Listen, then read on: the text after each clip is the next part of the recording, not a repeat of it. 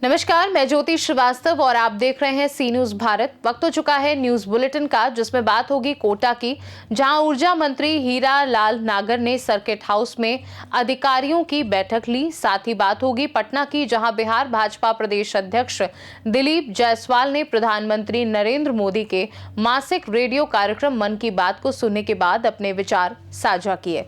ऐसी तमाम खबरों पर विस्तार से करेंगे चर्चा। धमधा थाना क्षेत्र में पुलिस ने 29 नवंबर को अवैध शराब तस्करी का भांडाफोड़ किया। पुलिस टीम को मुखबिर से सूचना मिली कि धमधा मार्ग से नंदिनी कुंदनी होते हुए अन्य राज्य से एक पुरानी टाटा सफारी गाड़ी में अवैध शराब लाई जा रही है। सूचना मिलते ही थाना नंदिनी नगर की पुलिस टीम ने रेड कार्यवाही की और गाड़ी में सवार नरेश कुर्रे, लवकेश उर्फ बबलू, आर्यन कुमार लहरे और प्रभु बारले को गिरफ्तार किया।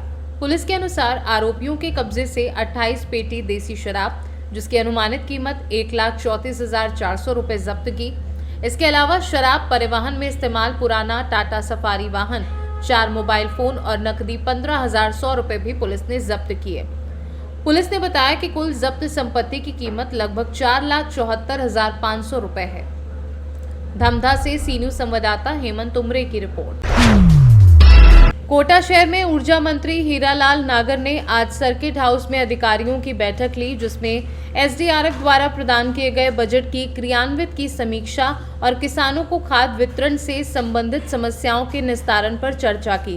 बैठक में समसा, शिक्षा विभाग, पीडब्ल्यूडी, कृषि विभाग, केसीसीबी, सहकारिता, इफको, प्रिबको और ओएफसीसी के अधिकारी उपस्थित रहे। कोटा से सी न्यूज संवाददाता सुरेश कुमार पटेरिया की रिपोर्ट। बिहार भाजपा प्रदेश अध्यक्ष दिलीप जायसवाल ने प्रधानमंत्री नरेंद्र मोदी के मासिक रेडियो कार्यक्रम मन की बात सुनने के बाद अपने विचार साझा किए और कहा कि प्रधानमंत्री ने देश, समाज, परंपरा और वैश्विक सम्मान से जुड़े कई महत्वपूर्ण मुद्दों पर जोर दिया। पीएम मोदी ने कश्मीर में मधुमक्खी पालन के माध्यम से ग्रामीण आत्मनिर्भरता, भारतीय नौसेना की बहादुरी, भूटान के साथ सांस्कृतिक संबंध, भगवान बुद्ध के पावन अवशेषों के वैश्विक प्रदर्शन और वोकल फॉर लोकल के महत्व पर प्रकाश डाला। उन्होंने भारत के ऐतिहासिक और सांस्कृतिक गौरव, देश के खिलाड़ियों की उपलब्धियां और महिला ब्लाइंड खिलाड़ियों की अंतर्राष्ट्रीय रैंकिंग पर गर्व व्यक्त किया। जायसवाल ने कहा कि प्रधानमंत्री का संदेश हर नागरिक को देशहित, आत्मनिर्भरता और वैश्विक नेतृत्व की प्रेरणा देता है। आज प्रधानमंत्री जी ने मन की बात देशवासियों के साथ किया और उन्होंने मधुमक्खी की चर्चा की कि किस तरह से मधुमक्खी कश्मीर के वादियों में बन तुलसी से और मध बनाने का काम करते हैं और मनुष्य के जीवन के लिए उन्होंने बहुत सारी बातें की। नौसेना पर, भारतीय नौसेना पर चर्चा किया कि भारतीय नौसेना किस बहादुरी के साथ देश की सुरक्षा में लगे हुए हैं।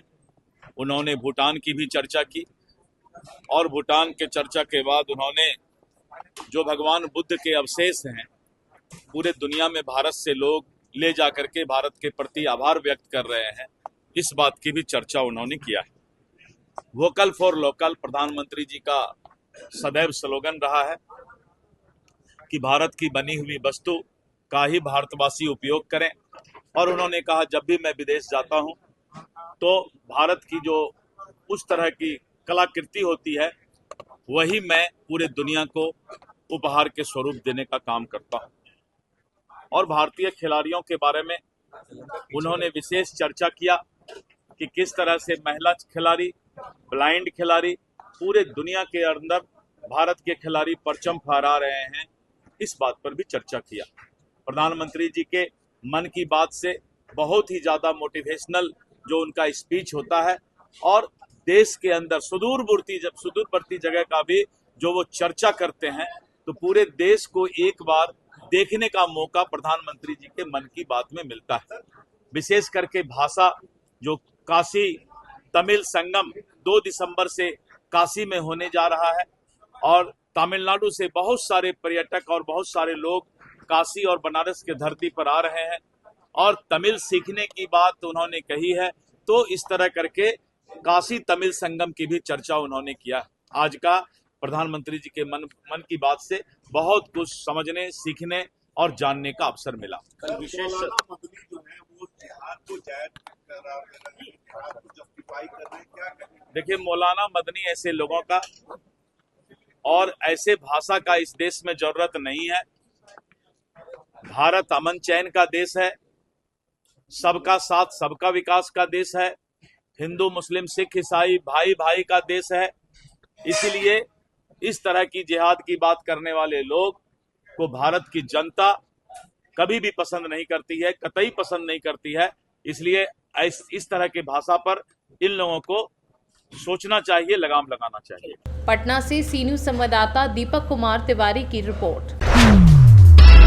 रायबरेली में पुलिस द्वारा नवंबर माह में आयोजित यातायात माह का समापन पुलिस लाइन के मैदान में समारोह पूर्वक हुआ, जिसमें जिलाधिकारी हर्षिता माथुर, पुलिस अधीक्षक यशवीर सिंह, अपर पुलिस अधीक्षक संजीव सिन्हा, क्षेत्राधिकारी यातायात अमित सिंह और सीओ सिटी अनुज नौहवार के सहित अन्य वरिष्ठ अधिकारी मौजूद रहे।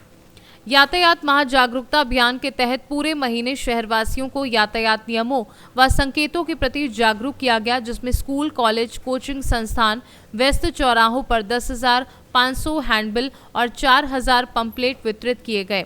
इसके अतिरिक्त ई रिक्शा वाहनों को निर्धारित रूट पर चलने के लिए निर्देशित किया गया और नियमों का उल्लंघन करने वाले वाहनों के खिलाफ कुल 20,221 चालानों की कार्यवाही की गई।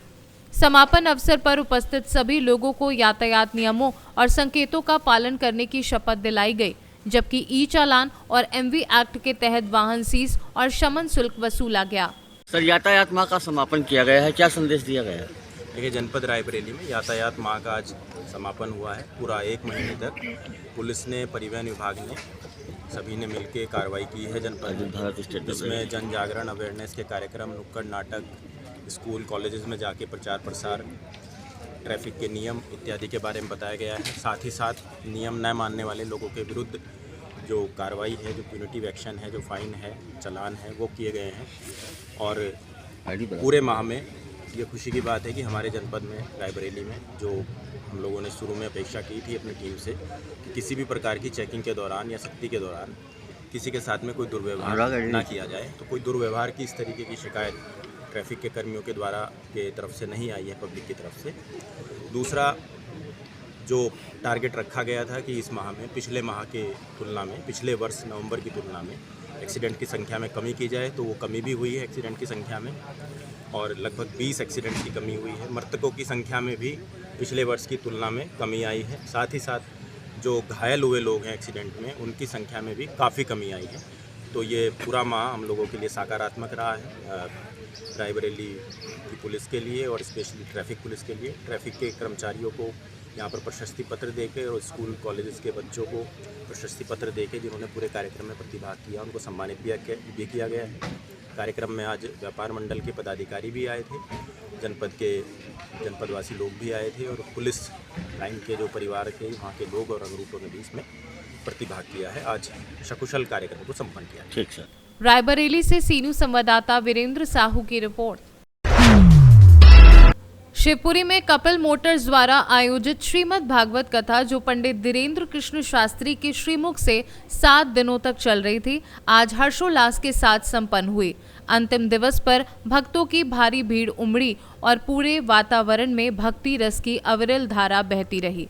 समापन अवसर पर ग्राम पंचायत भटनावर के सरपंच संजय अवस्थी ने वीर सावरकर पार्क के पास भव्य अन्नकूट महाभोज का आयोजन किया, जिसमें हजारों श्रद्धालुओं ने प्रसाद ग्रहण कर दिव्य अनुभव प्राप्त किया।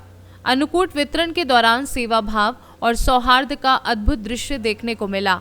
कथा के समापन पर श्रद्धालुओं ने पंडित धीरेन्द्र कृष्ण शास्त्री के उपदेशों को जीवन में उतारने का संकल्प लिया और आयोजन समिति एवं ग्राम पंचायत का धन्यवाद किया। वहीं पूरे क्षेत्र में कार्यक्रम की सराहना की जा रही है। भाई साहब, आपके द्वारा जो अन्नकूट करवाया जा रहा है, उसका क्या उद्देश्य है?